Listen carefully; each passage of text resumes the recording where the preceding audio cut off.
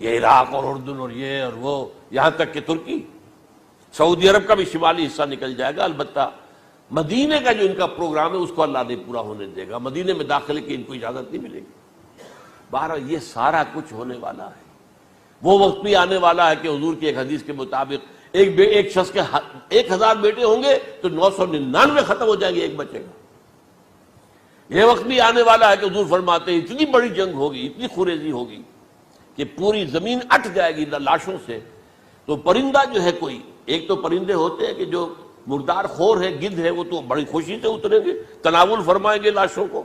اسی طریقے سے کوے ہیں، چیلے ہیں، لیکن جو نفاست پسند پرندے ہیں وہ لاش کے اوپر اترنا نہیں چاہتے۔ تو ایک پرندہ اڑتا چلا جائے گا، اسے کہیں زمین پر اترنے کی جگہ نہیں ملے گی، لاشیں ہی لاشیں ہوں گی، یہاں تک کہ وہ تھک ہار کر اس کی جو ہے پر جواب دے جائیں گے، گرے گا تو لاش پر گرے گا۔ یہ وقت آنے والا، اور یہ یہودیوں کے ہاتھوں، یا یہودیوں کے جو سپورٹرز ہیں اس وقت، جو ان کے ہاتھ میں آلہ کار ہیں، ان کے ہاتھوں آنا ہے۔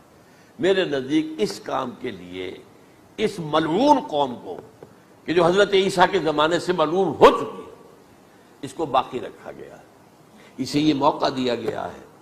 اس نے اسرائیل بنا لیا ہے، تقریباً 2000 سال کے بعد وہ دوبارہ آ کر آباد ہوئے اس سرزمین میں جہاں سے نکال دیے گئے تھے 70 عیسوی کے اندر۔ یہ سارا کچھ کیوں ہو رہا ہے؟ ان کا یہ استثناء کیوں کیا گیا؟ یہ بڑی تلخ بات ہے، یہ یاد کر لیجیے۔ کیونکہ یا تو قوم اسی وقت ہلاک کر دی جاتی، جیسا کہ ہوا قوم نوح، قوم ہود، قوم عاد، قوم ثمود، قوم شعیب، یہ ہوا کہ نہیں ہوا؟ اور سدوم اور عمورہ کی بستیاں جہاں حضرت لوط بھیجے گئے، اور آل فرعون جو ہلاک کیے گئے، یا تو پوری قوم ہلاک کی جاتی؟ نہیں، یہ یوں سمجھیے کہ اس پورے معاملے کو درمیان میں سے ایک وقفہ دے دیا گیا، حضرت عیسیٰ کو اٹھا لیا گیا، اور حضرت عیسیٰ دوبارہ آئیں گے۔ یہ کیوں کیا گیا؟ اب اس میں بڑی تلخ بات آپ سے کہہ رہا ہوں، یہ آپ کے لیے قبول کرنا آسان نہیں، حلق سے نیچے اٹھنے کی مشکل سے۔ اس قوم کو زندہ رکھا گیا ہے جو ملعون اور مغضوب علیہم قوم ہے۔ سب سورہ فاتحہ میں مفسرین لکھتے ہیں ضالین، یہ نصارہ ہیں، اور مغضوب علیہم یہ یہودی ہیں۔ اور قرآن کہتا ہے لعن الذین کفروا من اہل الکتاب علی لسان داؤد وعیسی ابن مریم، لعنت کی گئی ایک ملعون اور مغضوب قوم کے ہاتھوں آخری امت محمد، اور اس کا بھی بہترین حصہ، اس پر عذاب ان کے ہاتھوں آئے گا۔ عربوں پر عذاب یہودیوں کے ہاتھوں، اس لیے ان کو بچایا گیا۔ یہ میں نے کئی دفعہ واقعہ سنایا، مولانا اسلائی صاحب بتایا کرتے تھے، کیونکہ وہ راجپوت تھے، یو پی کے راجپوت، مشرقی حصے کے، کہ ہمارے ہاں کوئی نوجوان اگر کوئی بڑی گری ہوئی حرکت کرتا تھا تو اس کے سر پر چمار کے ذریعے، چمار کے ہاتھوں جوتا لگوایا جاتا تھا۔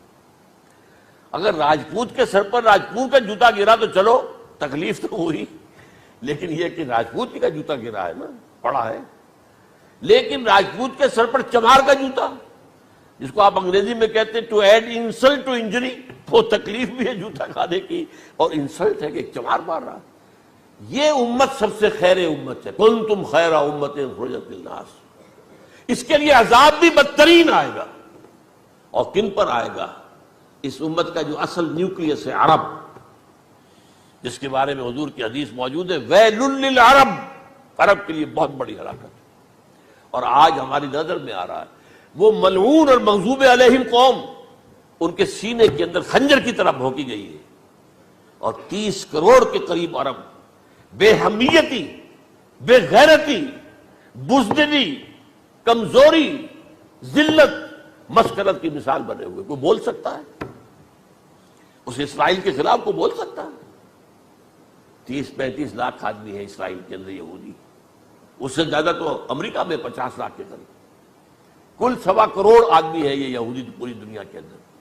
لیکن دیکھیے جو چاہتا کرتا ہے، جب چاہا اس نے عراق کے ایٹمک انسٹالیشن کو تباہ کر دیا، اور سعودی عرب کی فضا میں اس کو فیول کیا ہے انہوں نے، دوبارہ ری فیولنگ جو ہوئی ہے ان کے جہازوں کی، وہ سعودی عرب کی فضا میں ہوئی۔ اللہ تعالیٰ نے یہ کوڑا ان مسلمانوں کے لیے رکھا ہوا ہے کہ جن کے رتبے ہیں سوا، ان کی سوا مشکل ہے۔ جتنا اونچا مقام اللہ نے دیا عربوں کو، ان میں حضور کو اٹھایا۔ ان کی زبان میں اپنا آخری کلام نازل کیا، تو ان کی ذمہ داری بھی بہت ہے۔ جن کے رتبے ہیں سوا، ان کی سوا مشکل ہے۔ یہ ہے میرے نزدیک واللہ اعلم